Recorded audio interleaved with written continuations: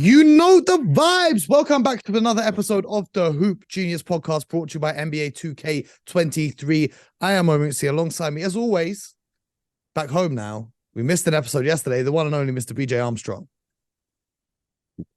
Real name, no gimmicks. Mo, yeah, we missed it yesterday. I had to attend the Lakers-Knicks game last night.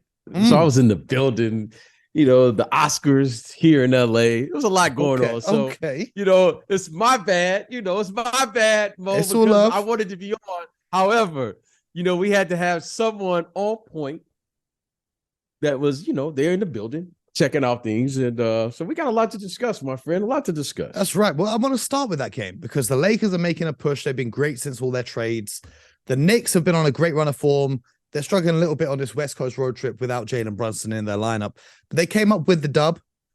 What were your takeaways from that game that you were at? Because it's a different feeling watching the game in the arena compared to from the TV at home. So what was your main takeaways from? Let's start with the Laker perspective, and then let's go to the Knicks perspective.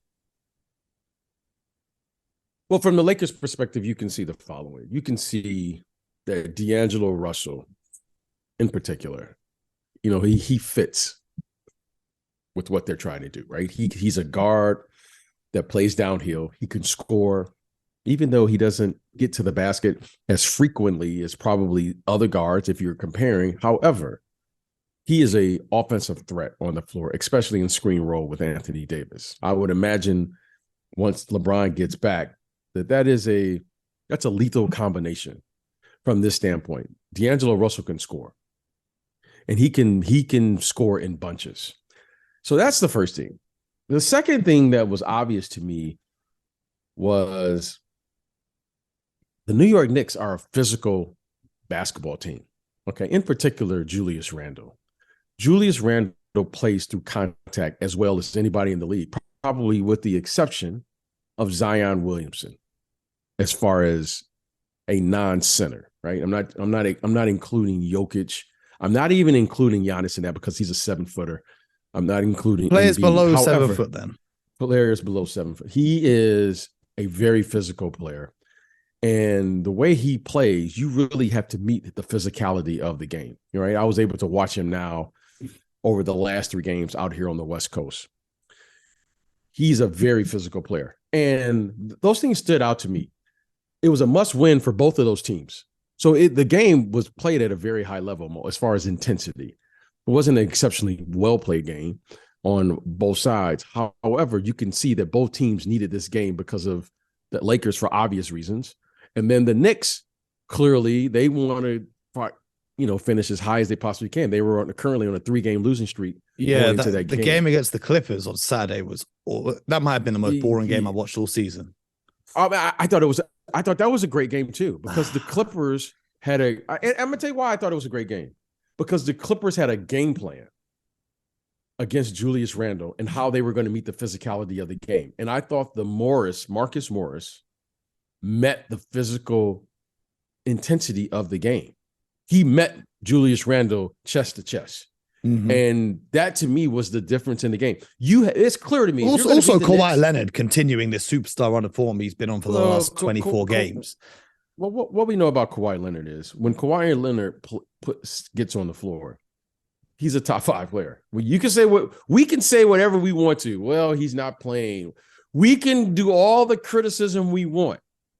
However, Mo, when he steps on he's there. He continues. He's consistent at doing this. When he's on the floor, if he's not the best player, he's certainly right there on both sides. Mm-hmm. So I can't say anything when he's there. However, he's not there. He's not there. But when he I think he played like 24 of the last 26 games or something. He's been around for about a month or whatever now. Okay, but it's an 82 game schedule. And the games speak for themselves, right? Mm-hmm.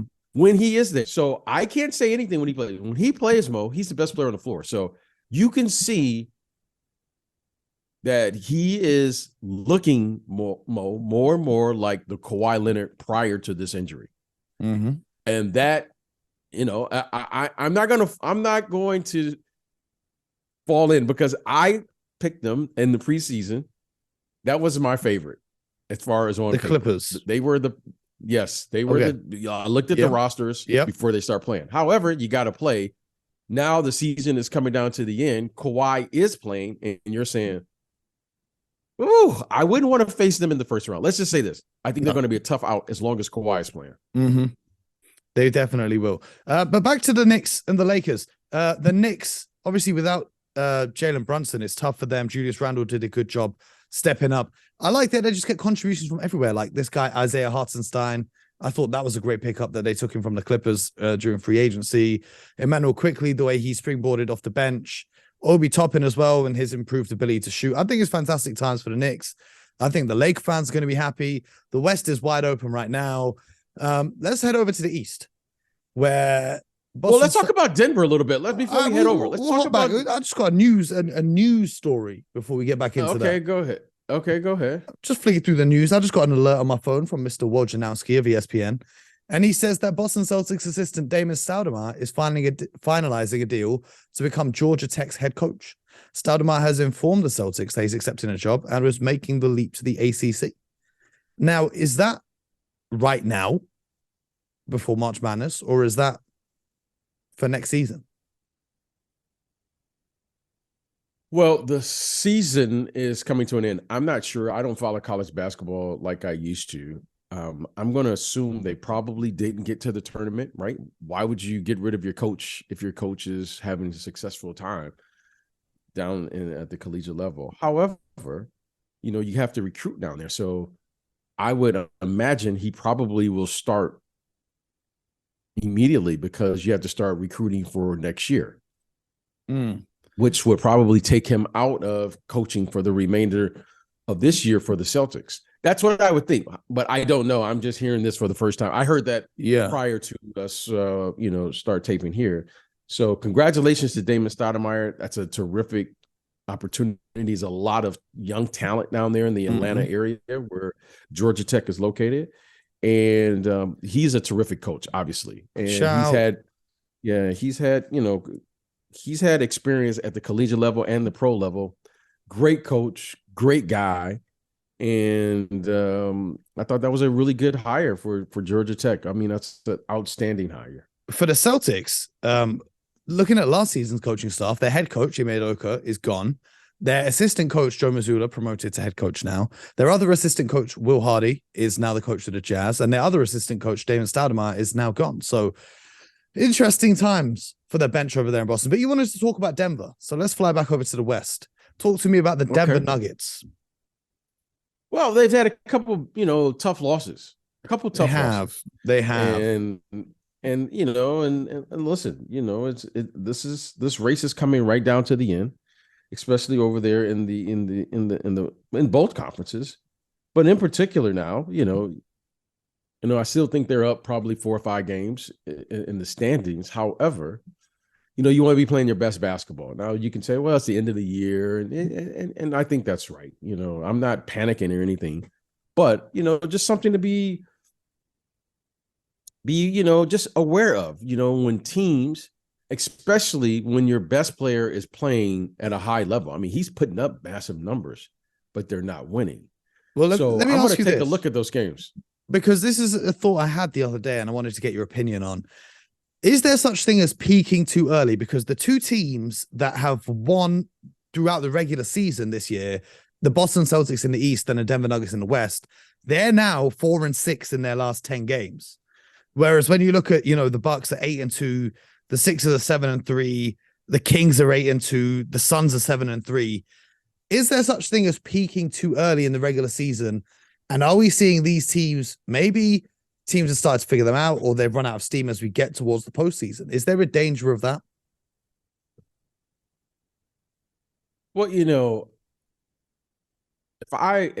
if I didn't play, I probably would have I probably would agree with that way of thinking, because you would say, well, they're not playing well in the last 10 games, then they peaked. However, Mo, when you get to the playoffs, the score is 0-0. Yes. That's okay. I lost on February 13th. Okay. What does that mean? I lost Yeah, on yeah, March yeah. score. It doesn't mean anything. Okay. The score is 0-0. The other side of it is as well is, do you think that when teams have a lead in their conference, is there a danger of getting bored? And just saying, all right, No, I don't I think can't there's. wait I for the don't think you playoffs get to get bored. here. I don't think you get bored. But what I do think, Mo, is what I do think is, you have to fight the human tendencies and human urge. For instance, to overlook teams, right? You have to be present in the moment. So you'll go, oh well, we're playing the 12th, place team in the Eastern Conference if you're the Denver Nuggets. Well, it's only natural that you think, well, we should probably win this game. However, you got to go out there and win the game. And then when you lose, it's like, well, what's going on with them?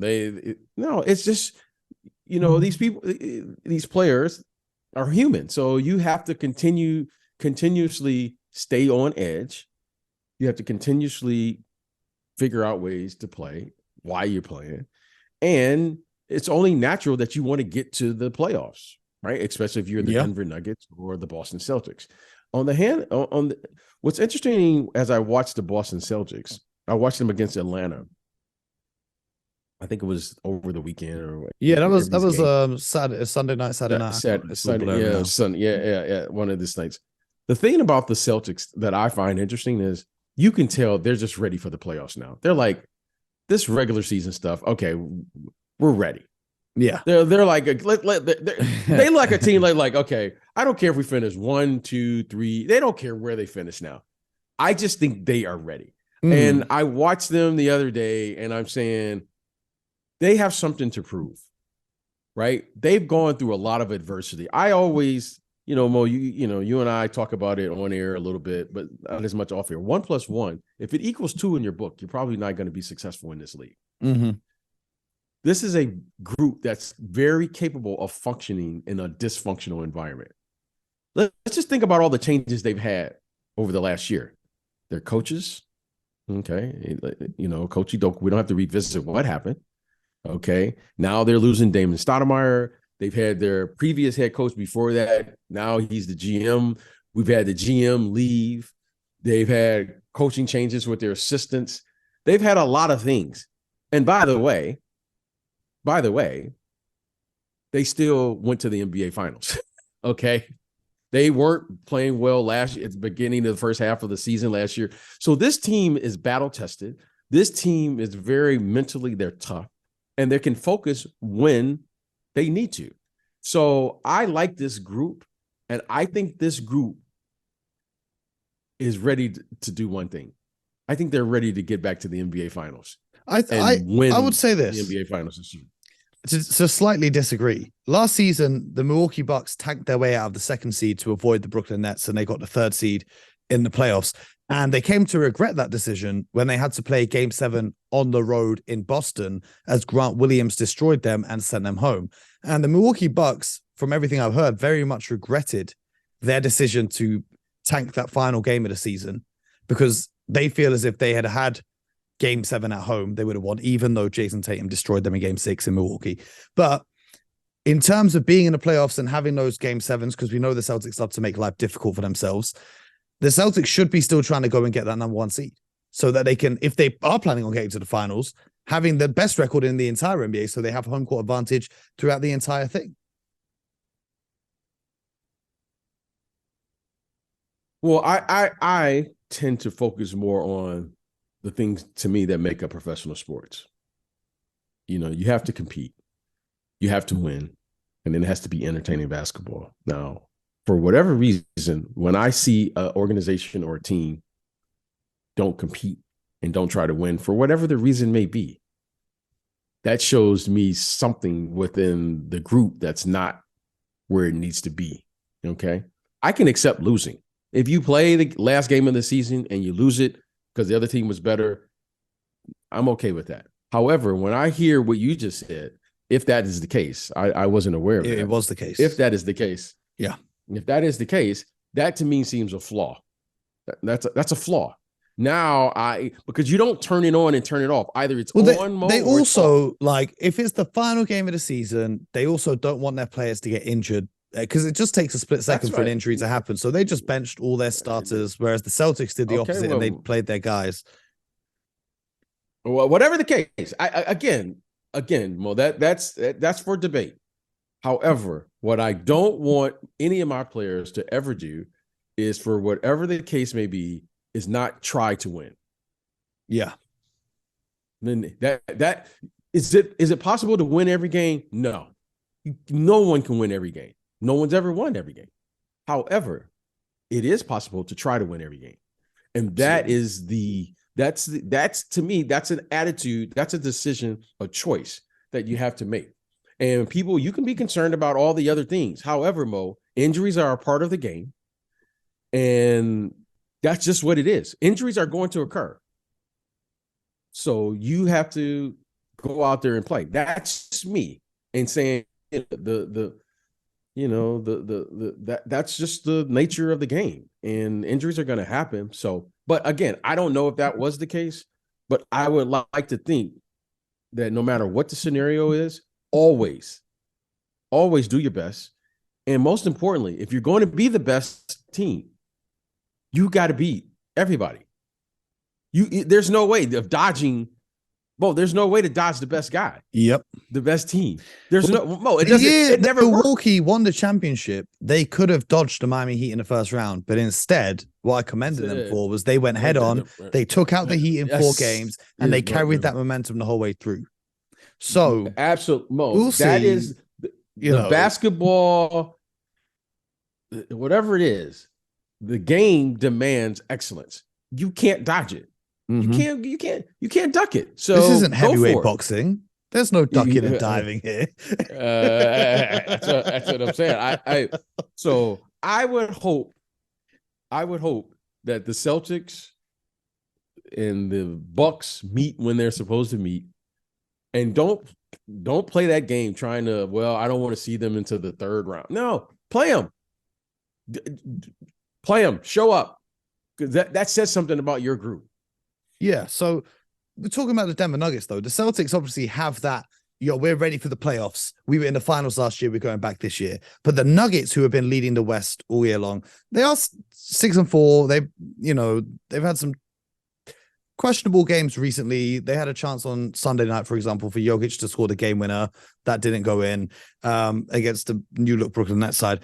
But are you more concerned about them heading into the playoffs? Because someone said to me this week, when you think about the Nuggets, the last time they were fully healthy, they were the 2 seed and made the Western Conference Finals.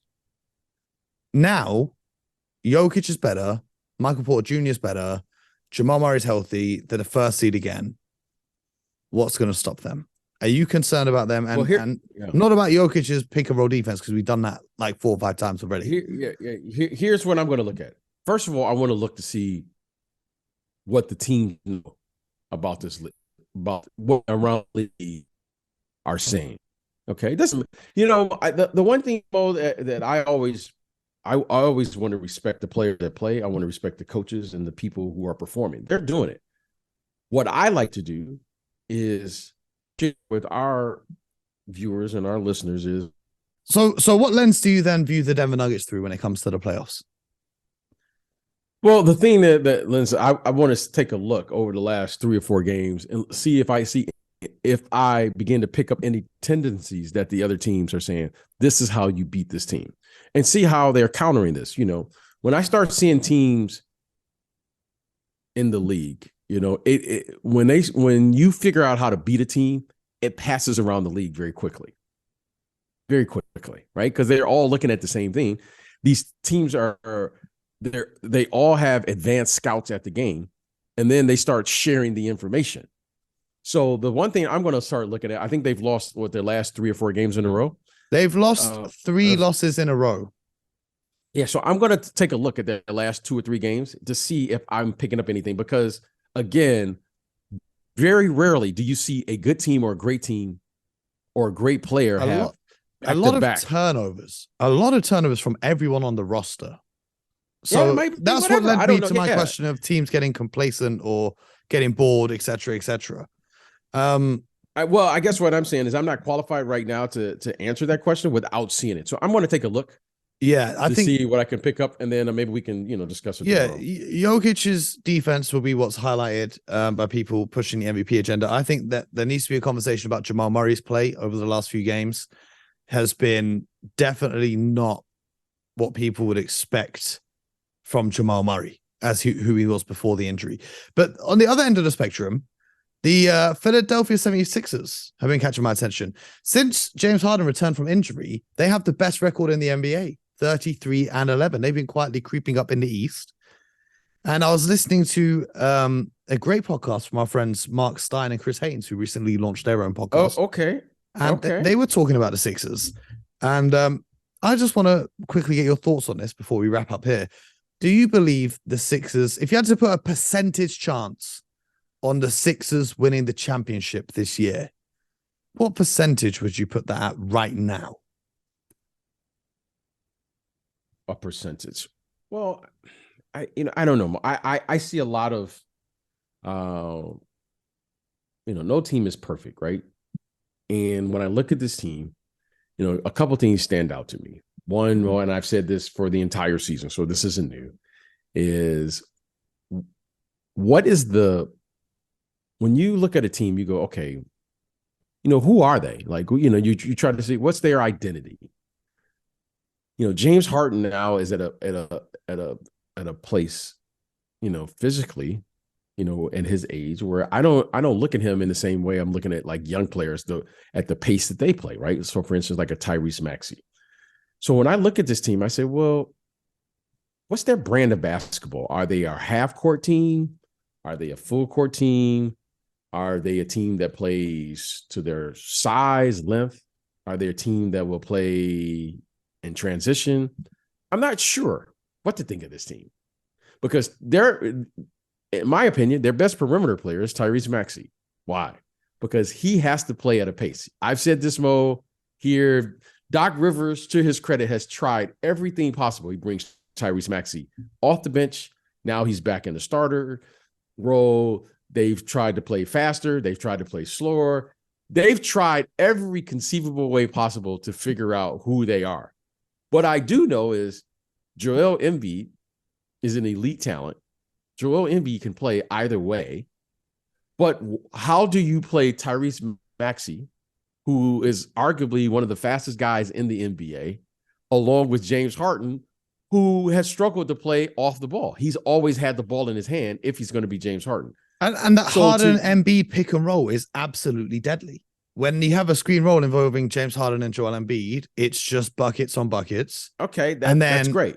Maxey off the ball as a cutter can utilize his speed when the game goes into the kind of half court. But I do hear where you're coming from. Yeah, okay. So, those guys can play half court. But if you can't stop anybody, it doesn't really matter. Mm-hmm. You know what I mean? Okay. So your concern is more defensive than offensive for the Sixers. Mo, you're talking about winning here. Like, if you talk about winning, we have to. Half of the game is going to be played on the other side. Mm-hmm. So everyone likes to talk about like the offense. That's fun. That's cute. But you have to stop someone. You have to have a style of play that fits your personnel. You have to be able to create turnovers. You have to be able to have matchups advantages.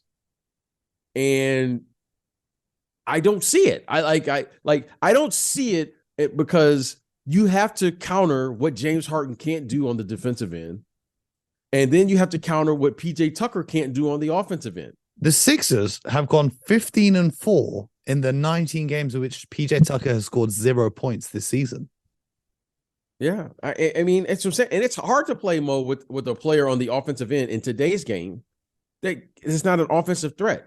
That's really, really hard. Okay, so again, I just see their best player, Joel Embiid, who is he's a dominant player, right? He's a dominating player. You have to make some type of adjustment to him if you're going to play against the Philadelphia 76ers. However, Tyrese Maxey, greatest ability is to get out there in the open court. I mean, this young man is fast, Mo, right? When you watch him, that's an understatement. Yeah, he is fast. But if you play too fast, now you can't incorporate James Harden and PJ Tucker and Tobias Harris. Okay. I think Tobias Harris could probably adjust to that pace. Yeah. However, it just seems like it just doesn't seem like it flows. However, they are all talented. James Harden, clearly, like you mentioned. I mean, look, I'm not taking away his screen roll ability. Look, he can pocket pass and score. He might be one of the things. best that we've got in the league when it comes to ball handling. But if you're talking about winning, you got to get some stops, and it's all about matchups. And I'm not sure who they are. I don't even think they know who they are. But what they do know is they have talent. And, you know, sometimes if you just keep playing long enough, they'll figure themselves out. That's kind of a philosophy. Great players or good players will figure out how to play with one another. And for Philadelphia's sake, maybe that's the case and what they're hoping for. Yeah, well, we got a little bit left of the season now, BJ. It's just over a month now until the playoffs begin. I can't wait. We're going to be back with more all throughout the week. And fingers crossed for tomorrow, because we may have a very, very, very exclusive interview coming at you. Exclusive interview. But it's in the works. Pray for me. Okay. Pray for the kid. Anyway. Could you give us the answer anytime soon, Mo? I don't know about that, BJ. If you know, then you know. But we're going to have to stay ready. You know what I mean? Make sure you guys subscribe so you don't miss it. Stay locked in. And until next time, get buckets.